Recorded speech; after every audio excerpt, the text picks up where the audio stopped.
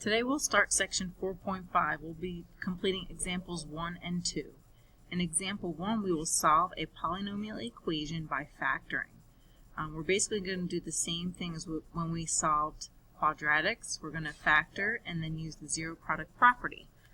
So if we would like to follow steps, step 1 will be set equal to 0. Step 2, we're going to factor.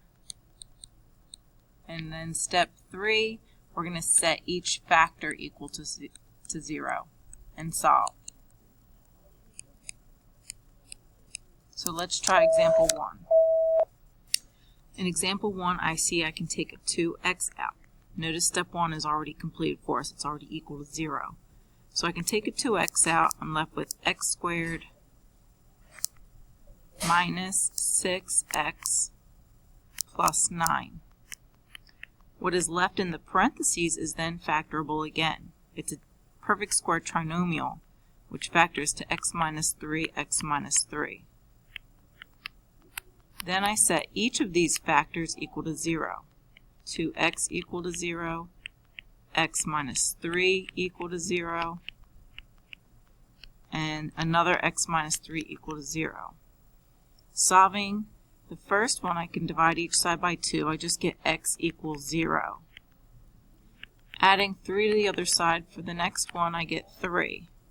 I get 3 again, so I don't need to rewrite it. I only need to write it once. This 3 is called a repeated 0 because it came up twice.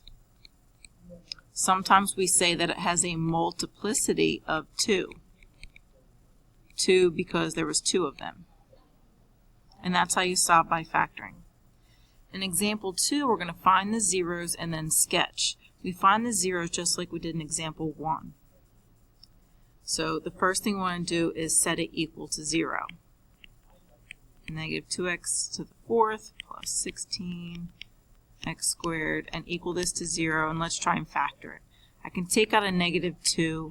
I'm left with x to the 4th minus 8x squared plus 16. What's left in the parentheses can be factored again. It's a perfect square trinomial. X squared minus 4 times x squared minus 4. What's left in the parentheses can be factored again. It's a difference of squares. It becomes x minus 2 and x plus 2. And I actually get the same thing again, x minus 2, x plus 2. Now I set each factor equal to 0.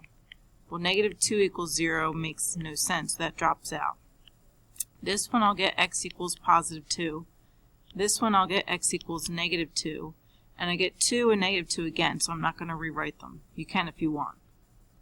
Now we're going to sketch. In order to sketch, let's first give our arrows.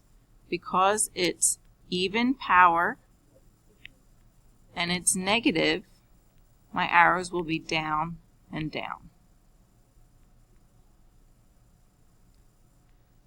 Then we want to make a table of values. Now before we did negative 2 to positive 2. On this type of problem for a polynomial, you want to plug in the 2 zeros we got, and then you want to pick a number before it, in between, and after. So a number smaller than negative 2, let's say negative 3, a number between negative 2 and 2, and a number bigger than 2. Now we can use our table feature on our graphing calculator to fill out the rest of the table. So go over to your graphing calculator and type in the equation. After typing the equation, I'm going to press enter and you can see the graph here. Can't see much of it, but we can pull up the table, Control T for table, and we need negative 3, so I'm going to go up until I see negative 3, and I'm going to copy down all the values I need. I need the negative 3, the negative 2, 0, I need positive 2 and positive 3. So copy all the values that you need from your table, and let's write them on our notes. So negative 3 was negative 50, negative 2 was 0, 0, negative 32, 2, 0, and 3, negative 50. And let's graph this onto our table. Remembering our arrows are down and down.